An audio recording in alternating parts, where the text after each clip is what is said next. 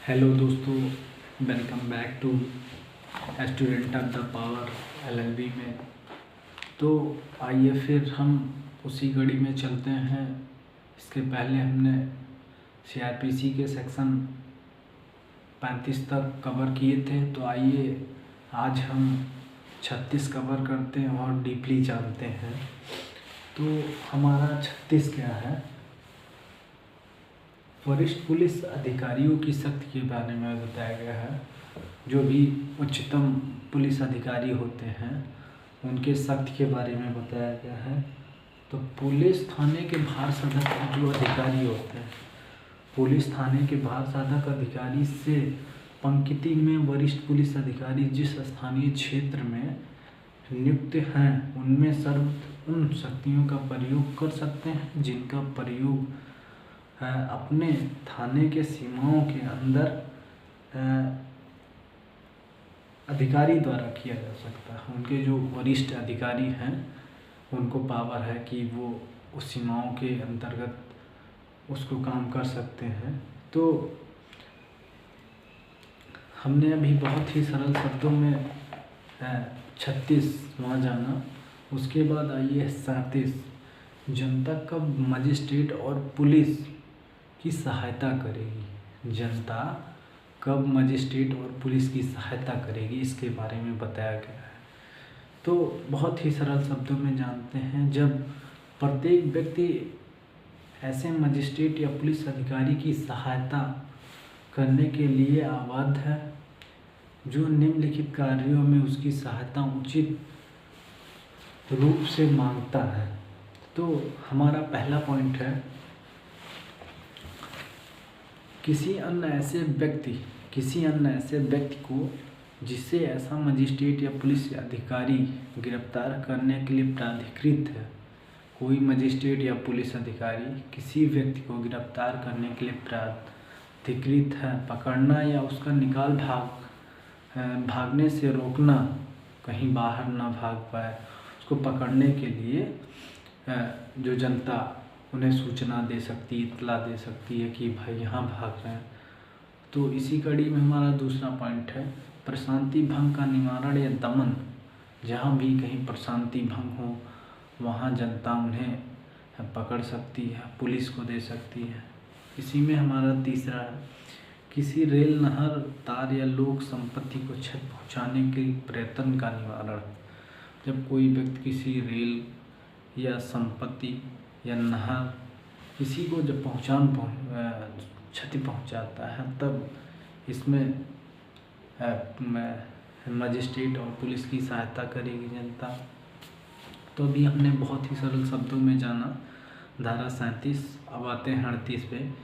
Police अधिकारी से भिन्न ऐसे व्यक्ति को सहायता जो वारंट का निष्पादन कर रहा हो। तो हमारा 38 है, पुलिस अधिकारी से भिन्न ऐसे व्यक्ति को सहायता जो वारंट का निष्पादन कर रहा हो। तो इसमें हमारा है, जब कोई वारंट पुलिस अधिकारी से भिन्न किसी व्यक्ति को निर्दिष्ट है तब कोई भी अन्य व्यक्ति उस वारंट से निष्पादन में सहायता कर सकता है। पुलिस की वारंट में पुलिस की सहायता कर सकता है यदि वह व्यक्ति जिसे वारंट निर्दिष्ट है पास में है और वारंट के निष्पादन में कार्य कर रहा, वारंट के निष्पादन में जब वह कार्य कर रहा तब। तो आइए हम फिर अपना सेक्शन 29 जानते हैं। कुछ अपराधों को इत्तला का जनता द्वारा दिया जाना है। जैसे कुछ अपराध जो है जनता द्वारा मजिस्ट्रेट को या पुलिस प्रशासन को देती है। तो आइए हम जानते हैं कब। प्रत्येक व्यक्ति जो भारतीय दंड संहिता की निम्नलिखित धाराओं के अधीन दंडनीय किसी अपराध के किए जाने से किसी अन्य व्यक्ति द्वारा करने के आशय से, किसी भारतीय दंड संहिता के द्वारा किसी अन्य व्यक्ति द्वारा करने के आशय से अवगत है, उचित प्रति हेतु के अभाव में जिसे साबित करने का भार इस प्रकार अवगत व्यक्ति पर होगा, ऐसे किए जाने या आशय की इत्तला तुरंत निकटतम मजिस्ट्रेट पुलिस अधिकारी देगा। तो हमने अभी बताया आपको, निकटतम जो मजिस्ट्रेट या पुलिस अधिकारी हो उनको देगा।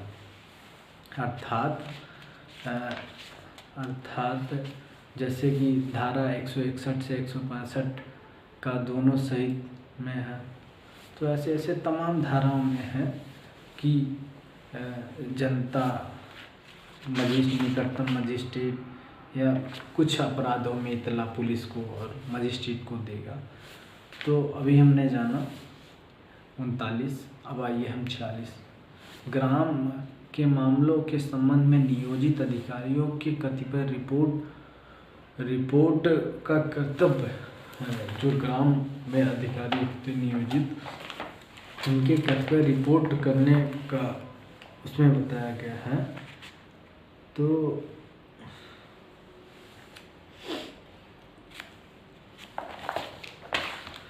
अभी हमने जाना धारा 40 ग्राम के मामलों के संबंध में नियोजित अधिकारियों के कर्तव्य से संबंधित है। जैसे कि आप किसी ग्राम के मामले के संबंध में नियोजित प्रत्येक अधिकारी और ग्राम में निवास करने वाला प्रत्येक व्यक्ति निकटतम मजिस्ट्रेट को या पुलिस थाने के भारसाधक अधिकारी को जो भी निकटतर हो कोई भी जानकारी जो उसके पास निम्नलिखित बारे में तत्काल संसूचित करेगा। जैसे किसी ग्राम में कोई क्षति कर रहा तब तुरंत वो सूचित कर सकता है। अवैध कब्जा कोई सरकारी ज़मीन पे लैंड कर रहा हो तब वो संसूचित निकटतम मजिस्ट्रेट या पुलिस प्रशासन किसी को कर सकता है। तो ऐसे ऐसे तमाम समस्याएं जो गाँव से जुड़ी हुई हैं तो वो कर सकता है। जैसे आइए तो एक पॉइंट हम जानते हैं इसमें, ऐसे ग्राम में या ऐसे ग्राम के पास किसी ऐसे व्यक्ति का जो छुड़ाई हुई संपत्ति का प्रख्यात या विक्रेता या स्थायी या अस्थायी निवास करता है। तो पहला पॉइंट ये रहा। दूसरा पॉइंट, किसी व्यक्ति का जिसका वह ढंग लुटेरा निकल भागा सिद्ध दोष या उद्घोषित अपराधी होना जानता है या जिसके ऐसा होने का उचित रूप से संदेह करता है, ऐसे ग्राम के किसी भी स्थान में आना जाना या उसमें से होकर जाना